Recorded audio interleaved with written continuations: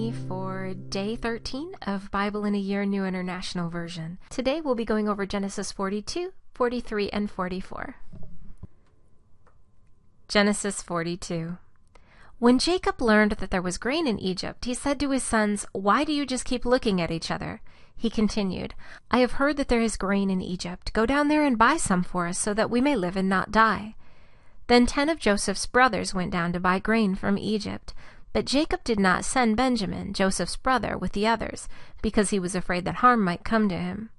So Israel's sons were among those who went to buy grain, for the famine was in the land of Canaan also. Now Joseph was the governor of the land, the one who sold grain to all its people. So when Joseph's brothers arrived, they bowed down to him with their faces to the ground. As soon as Joseph saw his brothers, he recognized them, but he pretended to be a stranger and spoke harshly to them. "Where do you come from?" he asked.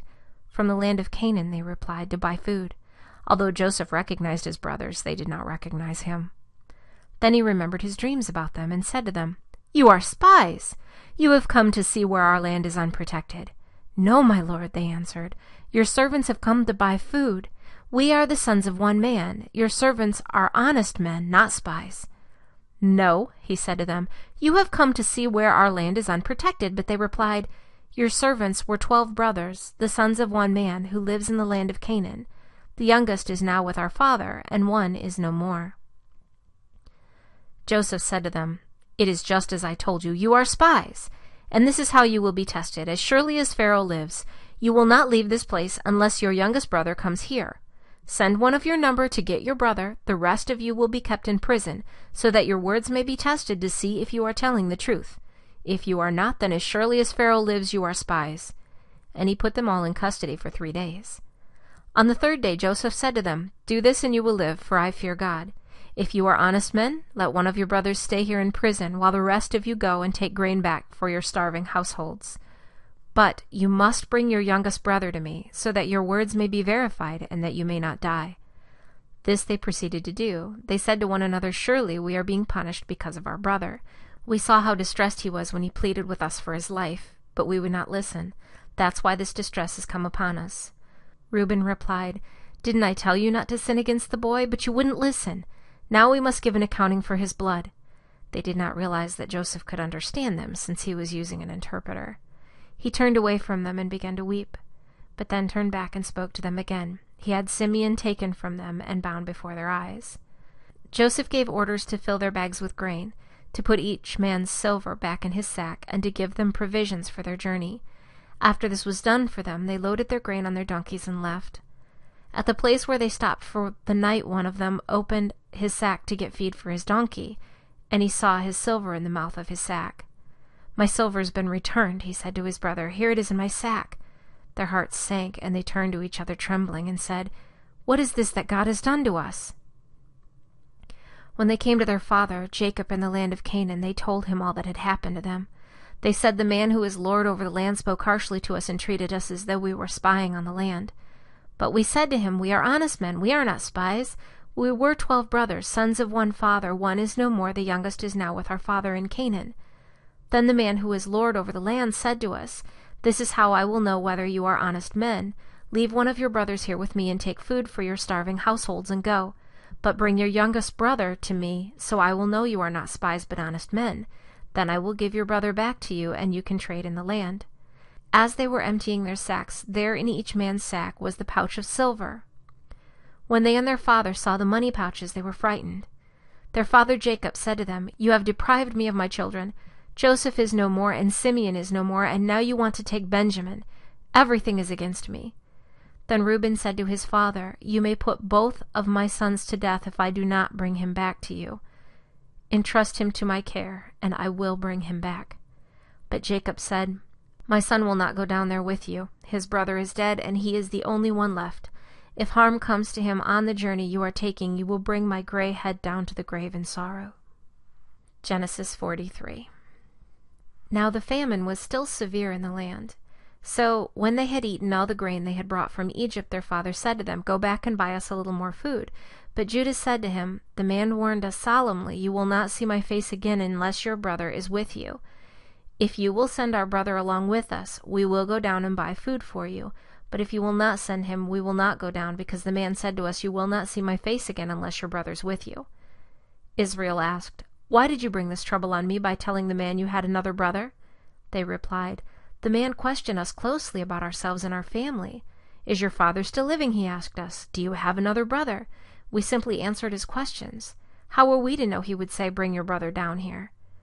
Then Judah said to Israel his father, "Send the boy along with me, and we will go at once, so that we and you and our children may live and not die. I myself will guarantee his safety. You can hold me personally responsible for him if I do not bring him back to you and set him here before you. I will bear the blame before you all my life. As it is, if we had not delayed, we could have gone and returned twice." Then their father Israel said to them, "If it must be, then do this. Put some of the best products of the land in your bags and take them down to the man as a gift, a little balm and a little honey, some spices and myrrh, some pistachio nuts and almonds. Take double the amounts of silver with you, for you must return the silver that was put back into the mouths of your sacks." Perhaps it was a mistake. "Take your brother also, and go back to the man at once, and may God Almighty grant you mercy before the man, so that he will let your other brother and Benjamin come back to me. As for me, if I am bereaved, I am bereaved." So the men took the gifts and double the amount of silver, and Benjamin also. They hurried down to Egypt and presented themselves to Joseph. When Joseph saw Benjamin with them, he said to the steward of the house, "Take these men to my house, slaughter an animal, and prepare dinner. They are to eat with me at noon." The men did as Joseph told him, and took the men to Joseph's house. Now the men were frightened when they were taken to his house. They thought, "We were brought here because of the silver that was put back in our sacks the first time. He wants to attack us and overpower us and seize us as slaves and take our donkeys." So they went up to Joseph's steward and spoke to him at the entrance of the house. "Please, sir," they said, "we came down here the first time to buy food, but at the place where we stopped for the night, we opened our sacks, and each of us found his silver, the exact weight, in the mouth of his sack. So we have brought it back with us. We have also brought additional silver with us to buy food.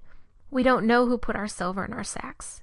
"It's all right," he said, "don't be afraid. Your God, the God of your father, has given you treasure in your sacks. I received your silver."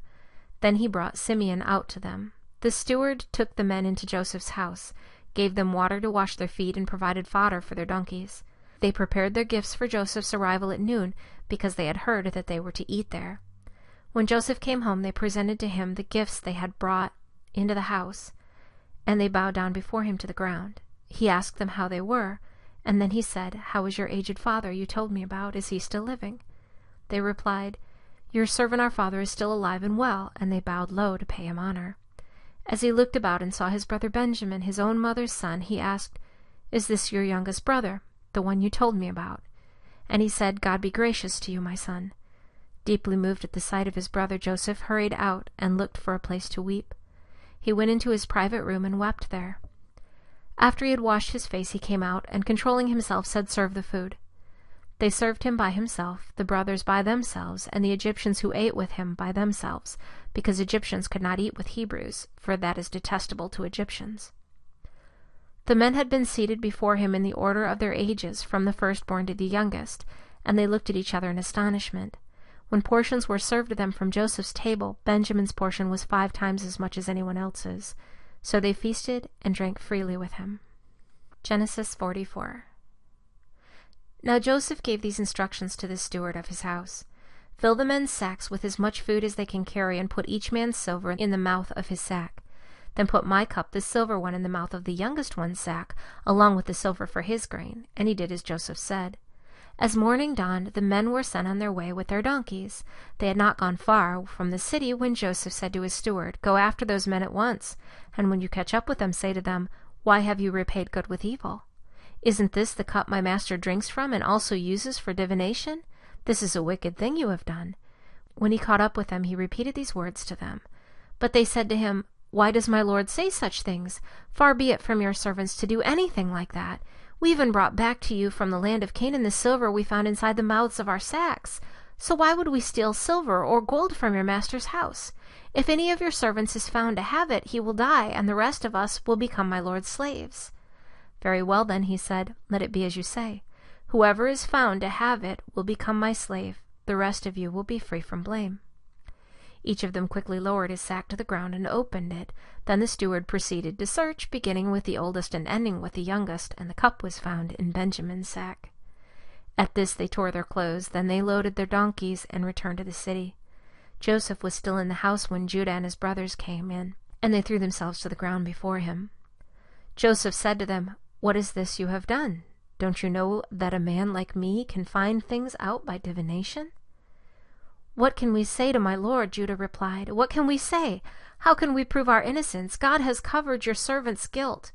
We are now my lord's slaves, we ourselves and the one who was found to have the cup." But Joseph said, "Far be it from me to do such a thing. Only the man who was found to have the cup will become my slave. The rest of you go back to your father in peace." Then Judah went up to him and said, "Please, my lord, let your servant speak a word to my lord. Do not be angry with your servant, though you are equal to Pharaoh himself.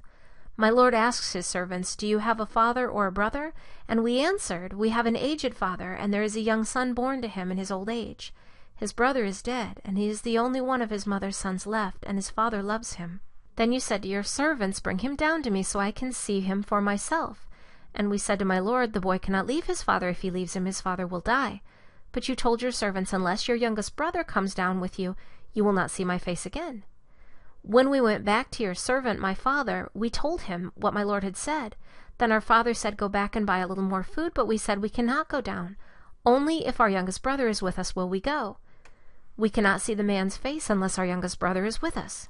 Your servant, my father, said, 'You know that my wife bore me 2 sons. One of them went away from me, and I said, "He has surely been torn to pieces," and I have not seen him since. If you take this one from me too, and harm comes to him, you will bring my gray head down to the grave in misery.